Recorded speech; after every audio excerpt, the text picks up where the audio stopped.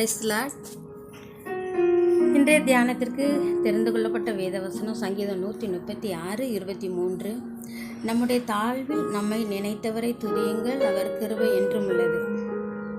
நம்முடைய தாழ்வில் நம்மை நினைத்தவரை துதியுங்கள், அவர் கிருபை என்றும் உள்ளது. பிரியமானவர்களே, நாம் தாழ்ந்து போன சூழ்நிலையில் கஷ்டப்படும் போது யார் நம்மை நினைப்பார்கள்? சொந்த சகோதரர்கள் கூட நினைக்க மாட்டார்கள், ஏன் பெற்றோர்கள் கூட மறந்து போகலாம். ஆனால் நம்முடைய கஷ்டத்தில் தாழ்வில் நம்மை நினைப்பவர் நம் தேவன் ஒருவரே. இதற்கு எடுத்துக்காட்டாக நாம் 1 சாமுவேல் 16 ஒரு சம்பவம் கூறப்பட்டுள்ளது. சாமுவேல் ஈசாயும் அவன் குமாரரையும் விருந்துக்கு அழைக்கிறார். ஏனென்றால் கர்த்தர் சாமுவேலிடம், ஈசாயின் குமாரரில் ஒருவனை நான் ராஜாவாக தெரிந்து கொண்டேன் என்றார். ஆகவே சாமுவேல் அவர்களை விருந்துக்கு அழைக்கிறார்.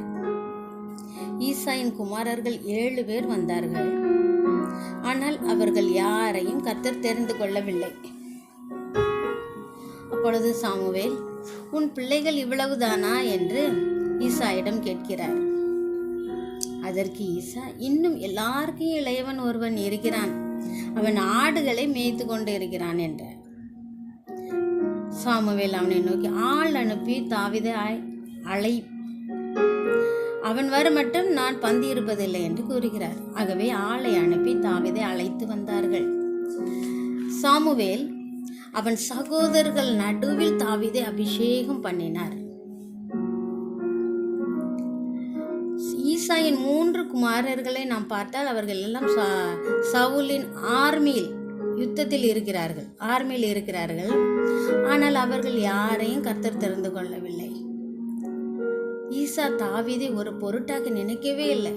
நம்ம வீட்டில் விருந்து நடக்கும் போது நாம் எல்லாரையும் அழைப்பிப்போம் அல்லவா? ஆனால் ஈசாயோ தன்னுடைய சொந்த குமாரன், அதுவும் கடைசி மகன் பொதுவாக வீட்டில் எல்லாருமே செல்லமாக வச்சுருப்பாங்க. ஆனால் இங்கே எல்லாமே மாறுதலாகவே இருக்கு.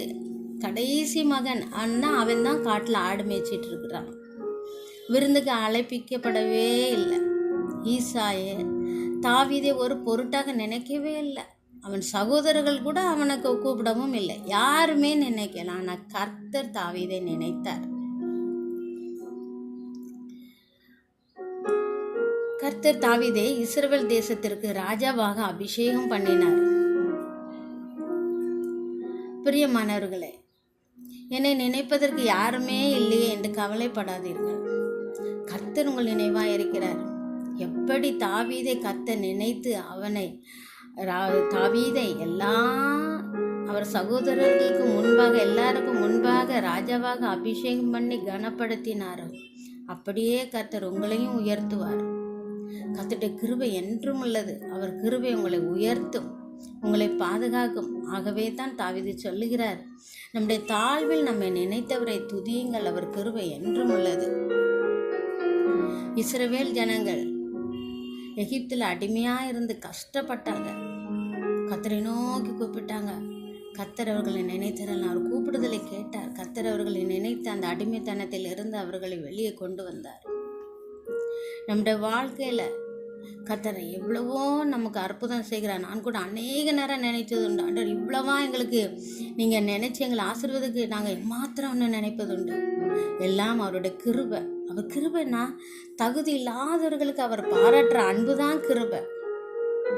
எப்படி ஒரு வகுப்பில் ஒரு மாணவன் எக்ஸாமில் ஒரு 32 33 மார்க் வாங்கினா அவன் அந்த ஆசிரியர் அவனை ஃபெயில் ஆக்காமல் கூட 2 மார்க், அதுதான் கிரேஸ் மார்க், அதை போட்டு அவனை பாஸ் பண்ண வைப்பாங்க. அதே போல் தான் கர்த்தர் நமக்கு கிருபை செய்கிறார். நம்முடைய வாழ்வில் நம்ம இதுதான் கடைசி, இதோட நான் தோற்று போயிடுவேனோ, இதோட நான் முடிஞ்சிருவோமோ அப்படின்னு நம்ம நினைக்கும் போது கர்த்தர் நம்ம நினச்சி நம்ம தாழ்வுலேருந்து நம்ம தூக்கி எடுக்கிறார். அவர் எளியவனை குப்பையிலிருந்து உயர்த்துகிற தேவன். வேதாகமத்தில் அநேகரை நம்ம பார்க்கிறோம். தாழ்வுல அவர்களை நினைத்து உயர்த்தின தேவன். அன்னாளை நினைத்தருளினார். கர்த்தர் இந்த நாளிலே நீங்கள் என்ன சூழ்நிலையில் கஷ்டப்பட்டு என்னை யாரும் நினைக்கலையே, என்னை மறந்துட்டாங்களே, என்னை நீங்கள் கஷ்டப்பட்டுட்டு இருக்கீங்களோ, கர்த்தர் உங்கள் நினைவாக இருக்கிறார். ஜெபிக்கும் போது கர்த்தர் நிச்சயமாக உங்கள் வாழ்க்கையில் அற்புதம் செய்வார். தாவீதை உயர்த்தின தேவன் நிச்சயம் உங்களையும் உயர்த்துவார். தேவன் தாமே இந்த வார்த்தையை ஆசீர்வதிப்பாராக. ஆமென்.